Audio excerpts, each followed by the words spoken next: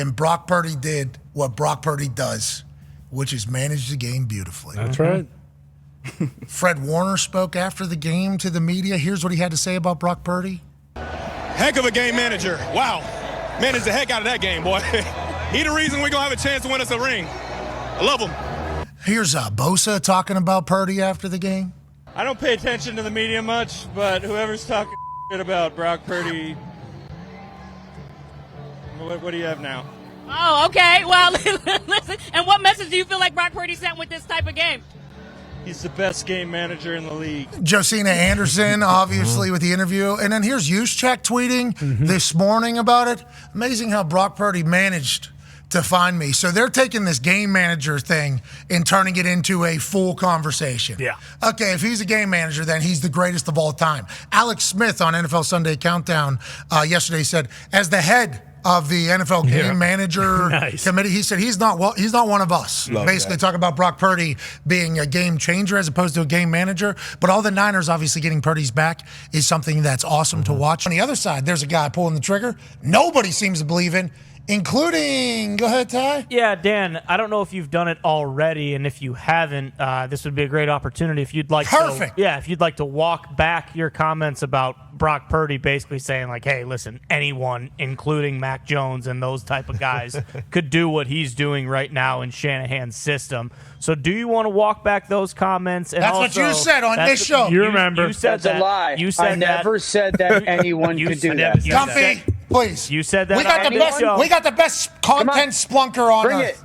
You did, Dad. His Dad. terminology was play like Brock Purdy. Yeah, like Justin Fields, MVP like. I didn't say anyone. Don't put words in my mouth. You said Mac Jones, so we'll put everybody above Mac Jones in the same conversation as well. Oh, that's assumptions. You know what happens when we assume that? Well, you were assuming that Mac could do what Brock's doing. Exactly. What happened? So there's a lot of assuming going on all of a sudden. So do you want to walk that back, Dan? And also, like, are we done with the Brock Purdy? Like, hey, this guy sucks. He's a game manager. He's just okay. And because Shanahan is such a good play caller, that's why he succeeds. Or are we finally at the point where we can be like, hey, this guy's actually pretty damn good at playing quarterback. Second year, Dan. I don't know if you're NFL Live crew. I don't know if you guys just all got in a meeting one day. You're like, yeah, this guy does stink. Hey, I don't know, because it's coming out of your crew, who we got a lot of respect for. Yeah. Love him. Love the NFL Live crew. We watch every single day.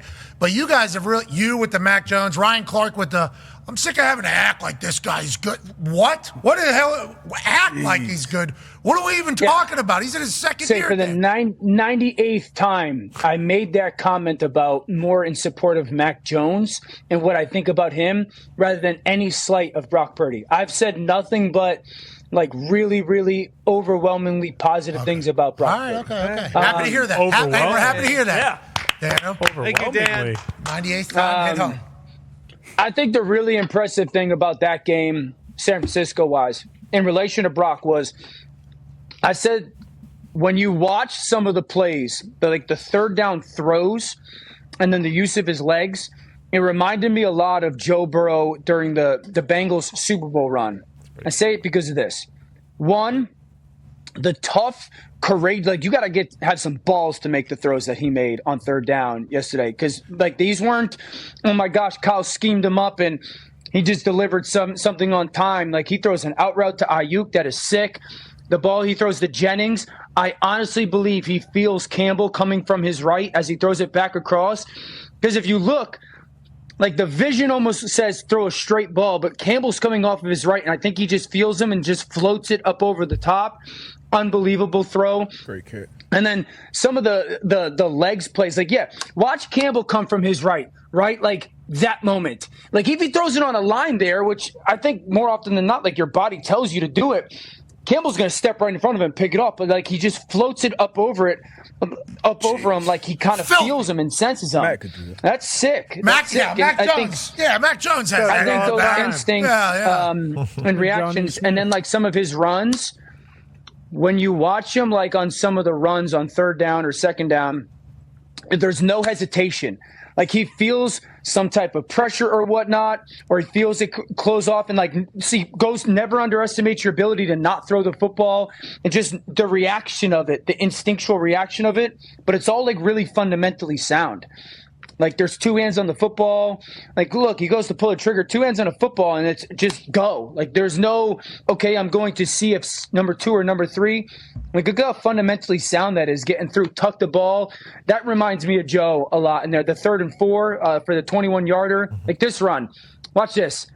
That's Joe Burrow right there. That's Joe Burrow right there. Though. So I was very impressed with that. Faster, though, seemingly. I think his dad was a baseball. He runs like a baseball player. He had a very impressive 10-yard split. I forgot what it was. Maybe like 1-6. Yeah. Yeah, you guys never talk about that sneaky on NFL Live. What's that about? Yeah, he's a sneaky athlete. Second year, Brock Purdy. And we heard, obviously we heard Fred Warner in his post-game interview say this. Heck of a game manager. Wow. Managed the heck out of that game, boy. He the reason we're going to have a chance to win us a ring. I love him. And then we saw your tweet about Brock Purdy managing to get you the ball on that fantastic, ridiculous play that he made, and you caught the ball. I mean, just everything he does is seemingly great. And he's only in his second year. Great catch by you as well. He's only in his second year in this entire thing. And that kind of gets left out of the conversation because the expectations, I think, for your team are so high.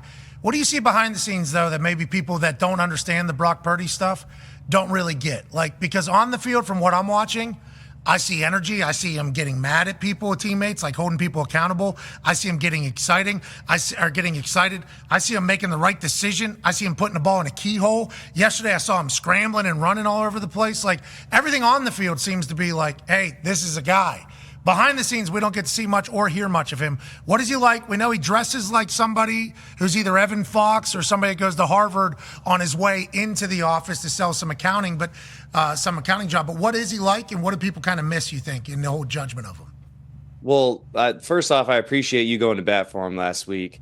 The hate for him, I don't understand it. I can't figure it out, man. Like, if you watch 49ers football, if you've watched it the last 2 years and you watch Brock Purdy play, like, I don't understand where you can even bring the hate in. Like, this guy has been incredible. Like, he is a playmaker, and this game manager tag, it's baffling.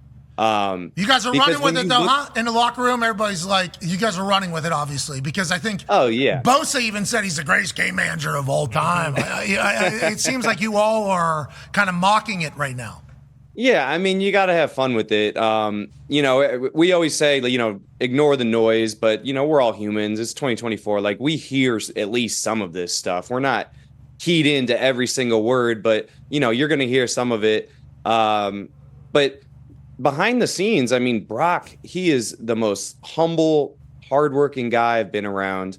I mean, we'll have install meetings and, we break up, you're going off to your next meeting, and Brock is still sitting in his chair looking at that play sheet. Like, everyone is like out of the room and he's still just dialed in looking at it.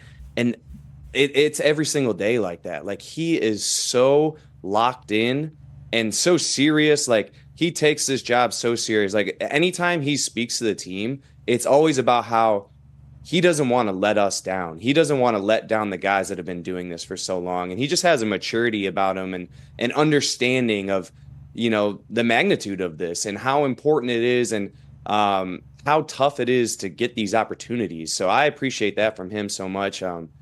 But man, I truly, truly don't understand the hate for him. And everything, all the numbers, if you watch them, like, they go against every narrative. But people, I don't know if it's the draft, being the last guy picked in the draft, if it's because he's not, But then if it's the last guy in the draft, then you're just a mark pretty much to be like, the NFL scouts know everything that they're talking about. Then you're a bum if that's how you're thinking. Right? Yeah. So, like, every single reasoning for thinking, I could counter-argue to make it sound like you're a bum if that's how you go about forming your opinions. You're a mark. You're actually not intelligent. Every single time. I don't understand. 100%. Honestly, anybody who come out when they come at him with this hate, like, in my mind, you don't understand football. Like, you're not getting it. So, whatever. People can say what they want, but this guy just led us to the Super Bowl. And he's going to be the reason that, if we win this game, it's going to be because of Brock Purdy. Oh, hey, that's a sweet quote right there.